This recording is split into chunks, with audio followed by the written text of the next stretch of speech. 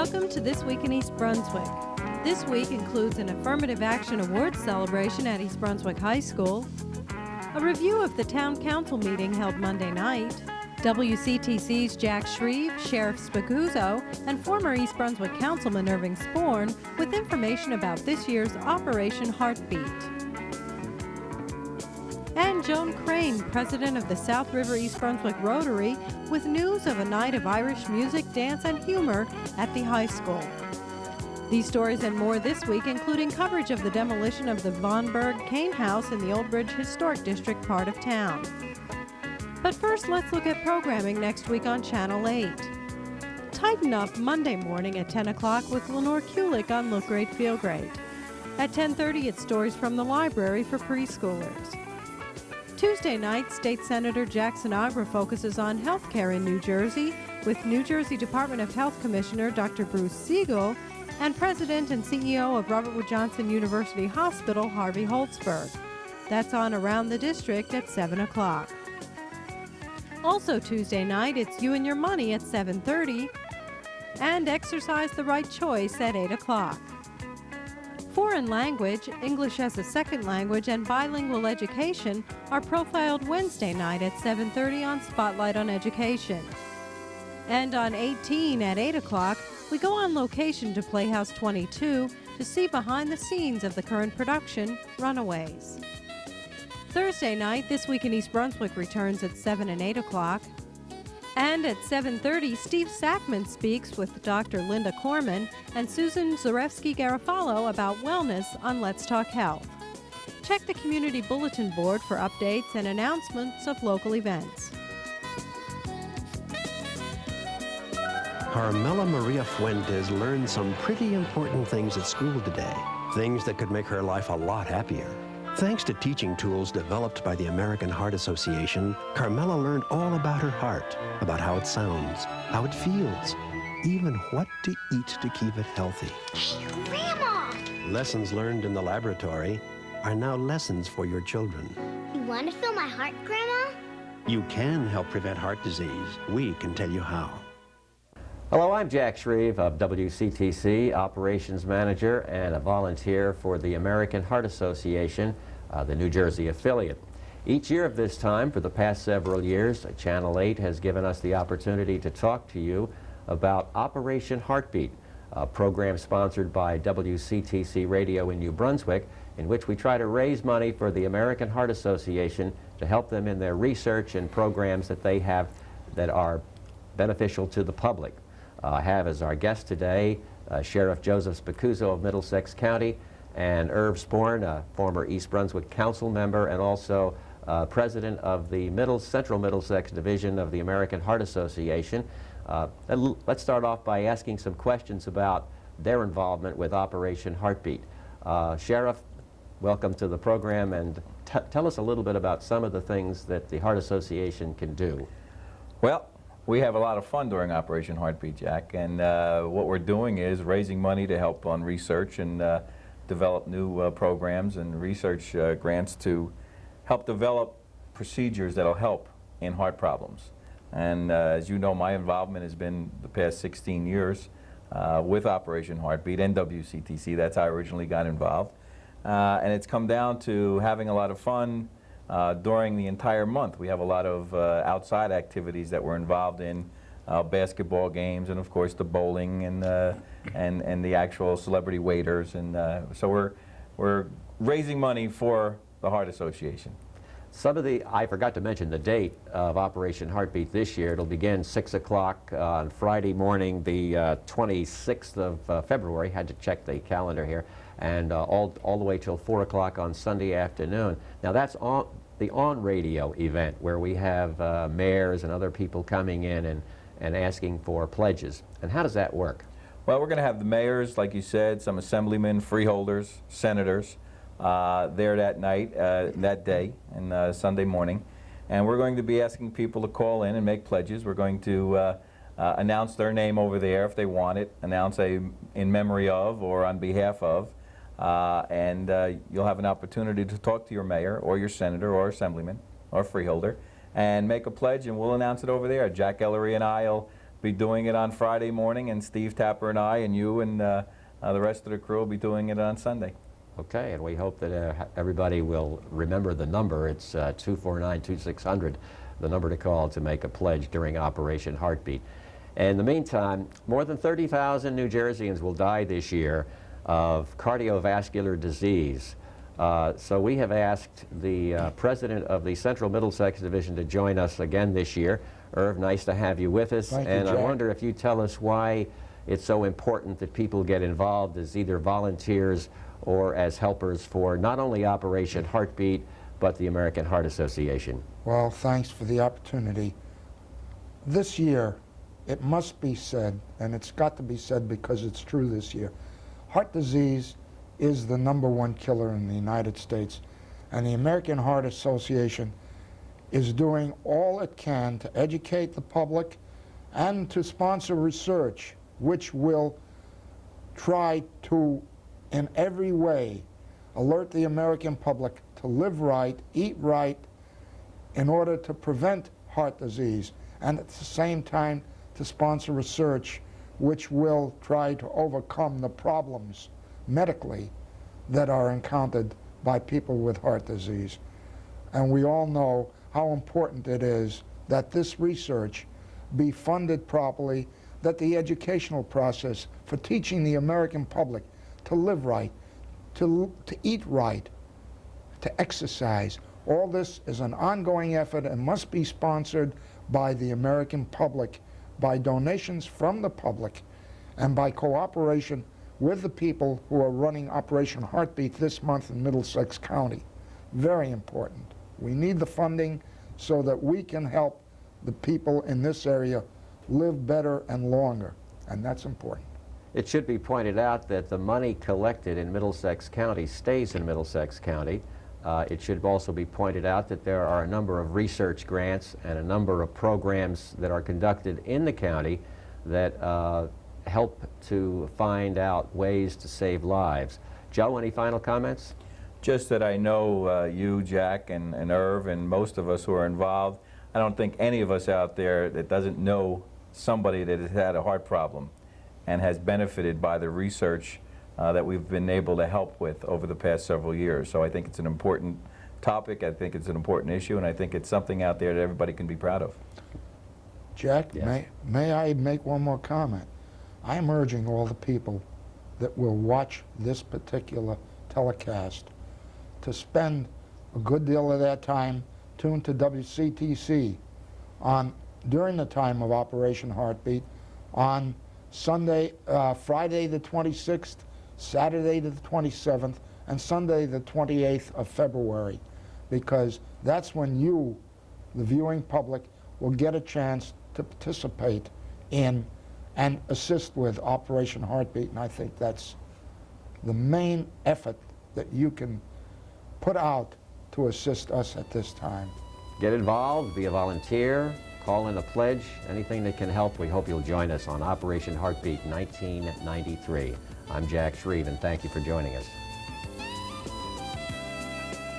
At Monday night's Township Council meeting, former Councilman Irving Sporn was on hand to receive a proclamation from Mayor Ira Oskowski recognizing February as Heart Month in East Brunswick. And whereas the American Heart Association dedicates 75% of its budget to heart research, with the remainder allocated to alerting the American public to dangers of heart disease, as well as educating them to live fuller lives through proper exercise and heart-healthy diets. And whereas many of the residents of East Brunswick are involved with the work of the American Heart Association by promoting its educational and fundraising programs, now therefore be it proclaimed that I, Ira Oskowski, Mayor of the Township of East Brunswick, do hereby proclaim the month of February 1993 as East Brunswick Heart Month, and urge all residents to support the work of the American Heart Association throughout the year. Be it further proclaimed that Civic Center Drive shall be renamed Heart Drive during the month of February. Thank you very much. Another proclamation was given by the mayor to 2 East Brunswick High School students for their activities and for being appointed to the Future Homemakers of America Executive Board. whereas the FHA HERO, Future Homemakers of America Home Economics Related Occupation, is a nationally recognized organization devoted to promoting personal growth and leadership development through home economics education. And whereas the FHA services students enrolled in home economics, consumer, and homemaking courses, and HERO serves students enrolled in home economics and occupational courses. And whereas FHA HERO is unique because it is the only in-school organization with the family as its central focus.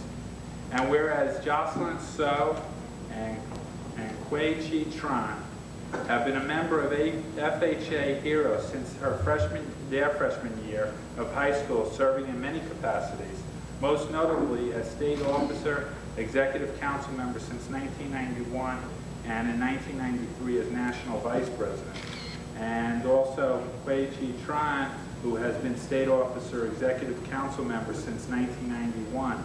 Now therefore be proclaimed that I, Ira Oskowski, Mayor of the Township of East Brunswick, do hereby commend Jocelyn So and Kwei Chi Tran for their commitment and their dedication to the FHA HERO organization, and we wish them every best success as they pursue their future careers. Jeffrey Orbach, a representative from the Middlesex County Department of Human Services, made a presentation to the council about the Stand Down program, a program for homeless veterans in Middlesex County. On Father's Day weekend this coming year, the Middlesex County Department of Human Services, in conjunction with the Vietnam Veterans of America, and this is Calvin Gross, who is a state representative of the Vietnam Veterans of America, will be sponsoring the Stand Down program at the Middlesex County Fairgrounds.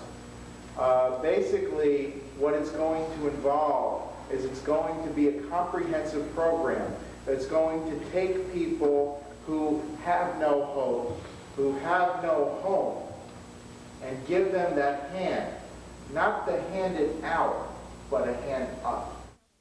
In other council news, Township Housing Specialist Betty Richter-Reba discussed the Community Development Block Grant Program and how it affects East Brunswick.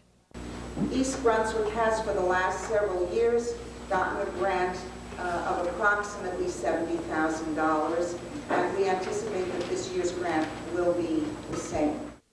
The objectives of the Community Development Block Grant Program are the elimination of slums and blight, provision of decent housing through expansion of housing opportunities, correction of health and safety code violations through housing rehabilitation, preservation of historical sites, and other community activities that will benefit principally low and moderate income individuals, families, the elderly, and the handicapped.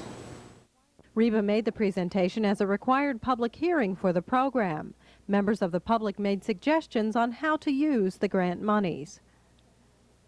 Also Monday night, several members of the public expressed their concern over the proposed construction of a shopping center with the Home Depot as an anchor store.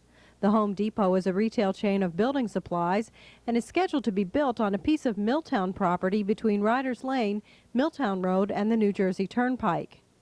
Mayor Ira Oskowski said he is against the project because he believes that the residents of Riders Lane and East Brunswick will suffer because of it. Councilman Vincent LeBlanc expressed the views of the rest of the council. I think a lot of effort was made to fight this project. I think we've committed ourselves, at least myself, to see what else we can do and if we can have any further leverage with this water issue. I'm not convinced that they're going to get that water that quickly. And if we can delay them and buy you a little bit more peace and quiet, we'll try that as well. In other council news, Councilman Joe Hudak opposed a bond ordinance providing $2 million for the construction of a family aquatic center. Hudak supports a public vote or referendum for the proposed facility. Councilman LeBlanc responded to Hudak's suggestions. The referendum idea, at least what I saw in the newspaper a couple of weeks ago, some other townships that were talking about referendum, would cost several thousands of dollars. So I think in terms of talking about putting this up for a vote, we've had several committees and we've heard a lot of residents express support for the idea today. It's been studied And I think I'm satisfied with the results of it. But the bottom line is you elected me to do homework, and I did my homework. I attended the conference, I talked to other communities, I saw what was done there. We spoke to engineers, and we found out how it was going to be done. We also commissioned 2 studies as a council, one internal and one external by a renowned professional in the area, William Harrelson. And his numbers substantiated what we had for township numbers, that the facility wouldn't need work. The first reading of the ordinance was passed with Councilman Hudak casting the only opposing vote. The second reading for the bonding ordinance will take place at the February 22nd Township Council action meeting. Everyone counts, everyone belongs is the theme for this year's Affirmative Action program in the public schools. The East Brunswick High School Italian Club opened the awards ceremony for 6th and 7th graders, held Wednesday night at the high school. Director of Community Relations, Amy Fisher, said that although the theme changes from year to year, the purpose of the Affirmative Action program is always the same, to try to eliminate bias and prejudice while enhancing awareness and appreciation of cultural diversity in this country. This year's theme emphasized understanding and accepting people with physical challenges and learning disabilities, in addition to understanding and accepting people from different racial, religious, and ethnic groups. The program was incorporated in 6th and 7th grade social studies classes and 4th and 5th grade language arts classes. And students in all grades had an opportunity to participate in art classes. Some of the artwork which resulted is on exhibit at the high school's gallery. Awards for Bound Monroe, Central, Chittick, and Frost will be given on February 23rd. Children from the remaining elementary schools will receive awards on February 25th. Awards for high school students will be given in March. Nobody's born a bigot. I'm Gillian Martin Sorensen, President of the National Conference of Christians and Jews. Consider this. There is no mind more open or heart more willing to love than that of a young child. But teach a child hatred and prejudice, and the mind begins to close, the heart to harden, until finally a bigot is born. Open children's minds and hearts to those different from themselves. End racism. Start small. Come back to Ireland Friday night, February 26th, with the Patty Noonan Irish Variety Show, and help the Rotary Club raise funds for local scholarships. Joan Crane, president of the South River East Brunswick Rotary, talks about the club and the show. The Rotary Club is a service club. It's made up of business people in the community. We meet every Wednesday at the East Brunswick Chateau, and our goals usually are to raise some money for different charities each year in the East Brunswick South River area. This year, as president, I have taken on the brain injured children as one of my charities. We have taken on the DARE program, and as always, we do try to give so many scholarships to the East Brunswick High School and the South River High School every year. And we work on Adopt a Highway. We clean up with the other service clubs in the area. I understand you have a fundraiser coming up. Tell me about it. Yes, I do, and I'm really excited about this. We are running, and we're going international for a little while, and we're going to run an Irish concert at the East Brunswick High School on February the 26th. It's the Patty Noonan All Variety Show. The comedian is in from Dublin, and usually in the past they've been extremely good. The money that I will raise at this fundraiser will be given to the East Brunswick High School as scholarships and the South River High School as scholarships. The donation is $12.50. Senior citizens, $10. The show will start at 8 o'clock and should be over approximately about 11:15. What can people expect to see? Well, I think you can really expect to see a tremendous comedian, a very funny comedian. He's in from Jury's Hotel in Dublin. We have a young lady from Ireland also who will be doing some singing. We have a School of Irish Dancing coming in from Long Island. And then we have Patty Noonan, who is world known as an Irish entertainer, who will open that show for us. So I think it's a show that everybody can enjoy. You do not have to be Irish to enjoy this show. So I would hope that everybody in East Brunswick, especially the senior citizens, would come out and help us to raise some money for these children in East Brunswick. And how can people get more information? You can do that by calling me at the Providence Savings Bank. I'm 908-390-7900, and I would be more than glad to give you all the information. Last week, we covered 5th graders from the township's public schools during their visit to the library. This week, 5th grade children from 2 private schools, St. Bartholomew's and Solomon Schechter, visited with the same purpose, to learn how to access the wide variety of print and computerized resources available to them at the library. Carol Phillips, head of Youth Services, welcomed them. If you remember, many of you may have come when you were in 1st grade, or many of you may have been here since then, working on homework and doing other things. What we want to show you this morning is, first of all, that the library is more than just books, but you probably already know that. Another thing we'd like to show you is, though we have wonderful things for homework, the library is also more than just homework. We have some terrific books you can read. We have some great things you can investigate in different sources, whether it's on computer, whether it's through some reference books or just reading. We have some wonderful things that we think you'll like here at the library. The children were divided into groups which then visited various stations, including the Reader's Guide abstracts and Youth Services and the info track and reference. They also enjoyed a book talk about the book 7th Grade Weirdo. How many of you have names, first names, that at one time or another you decided you didn't like and would like to change? Oh, I had one of those. My mother's name was Carol, so I grew up being called Baby Carol, because to differentiate between us, and I always hated it. Now for Rob, he has a similar problem, because his real name is Christopher Robin. No, not that Christopher Robin. He doesn't have a bear, but he does have a sister named Winnie. He prefers to be called Rob. Well, oh, excuse me, somebody fell here. He didn't mean to, he was taking a nap here. Rob has never liked his name, so instead of being called Christopher, he's asked to be called Rob. But one of his other problems is, Rob's just starting junior high. One of his other problems is he has a sister who's a genius. Now that's okay, that might be fun, except Rob is starting junior high and his sister's only 5 years old. He has a famous sister. His sister had invented one of the most popular board games ever. She had invented the game called Once Upon a Time. And it's a cross between Pictionary, Trivial Pursuit, and a number of other games. And the object of the game is to live happily ever after. And the kids playing the game get to take the part of a main character from a children's book. One of the toy companies signed a contract with Rob's sister, and she's making millions.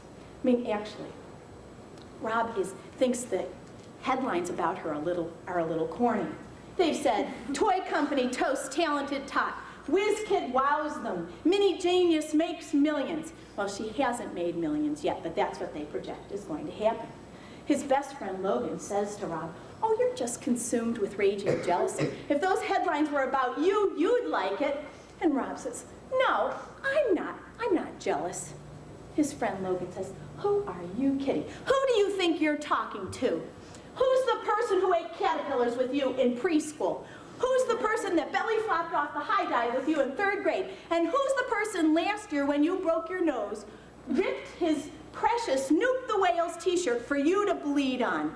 Who do you think you're kidding? This is me, Logan, your best friend.